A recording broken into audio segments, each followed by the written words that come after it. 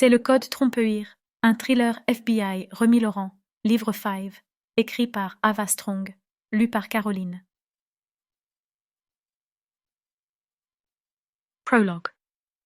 Un manoir surplombant la rivière Potomac au sud de Washington, D.C. 5H30. Valentina Montero fredonnait gaiement, tandis qu'elle tapait le code de sécurité sur le clavier près de la porte d'entrée de son employeur. Le seigneur Grayson était un lève-tôt, elle devait donc préparer son café et ses œufs, allumer le chauffage dans la salle du petit déjeuner, puis commencer le nettoyage quotidien. Le portail géant en fer forgé cliqueta, puis s'ouvrit en grinçant sur ses gonds. Valentina passa de l'autre côté et appuya sur un bouton pour refermer la grille. Ensuite, elle remonta la longue allée jusqu'au manoir de style gothique surplombant la rivière. La pelouse parfaitement entretenue était à peine visible dans la lumière automnale de l'aube. Seigneur Grayson lui avait dit que cette demeure avait été à l'origine construite par un magnat des chemins de fer au XIXe siècle. Pour elle, la bâtisse ressemblait au cliché classique d'un château hanté, mais son patron aimait les vieilles choses. En passant devant la maison, elle remarqua que les lumières de quelques salles réservées aux collections au rez-de-chaussée étaient allumées. Seigneur Grayson avait dû se lever tôt. Il était trop méticuleux pour laisser les lumières allumées pendant la nuit. Valentina fit le tour de la maison jusqu'à l'entrée de service et se gara. Elle coupa le moteur et gloussa tout en sortant de la voiture.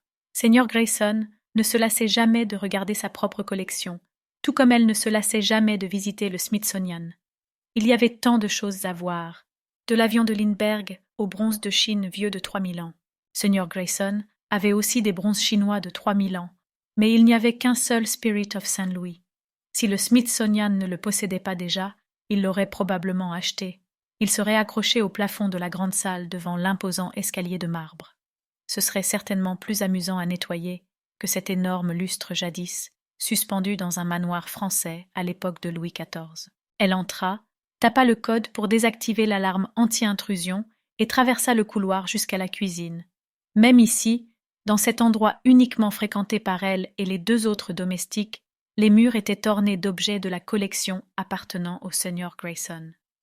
La pointe d'une flèche de Folsom, datant de 7000 ans avant J.C., une petite entaille provenant d'une bague romaine, représentant la silhouette de Mercure, une gravure du temple de Karnak par David Roberts. Lorsque Valentina avait postulé pour cet emploi il y a longtemps déjà, seigneur Grayson avait eu la gentillesse de lui faire visiter sa collection. Ce jour-là, elle l'avait surpris par la profondeur de ses connaissances historiques. Elle lui avait expliqué que durant son enfance à Mexico, elle avait adoré visiter le Museo national de Anthropologia avec son calendrier solaire aztèque géant et ses impressionnants objets en or. Son rêve avait été de devenir archéologue, mais les petites filles des barrios pauvres ne faisaient pas ce métier. Finalement, elle était devenue femme de ménage en Amérique. Au moins, toutes ses lectures lui avaient permis d'obtenir un emploi de cuisinière et de femme de ménage dans l'une des plus grandes collections privées des États-Unis. Elle ne devrait pas se plaindre, pensa-t-elle en allumant la lumière de la cuisine et en examinant son grand intérieur et ses appareils rutilants. Elle avait travaillé dur, tout comme son mari Fernando qui était soudeur. Ils avaient beaucoup économisé. Et maintenant, leurs 3 enfants étaient tous à l'université.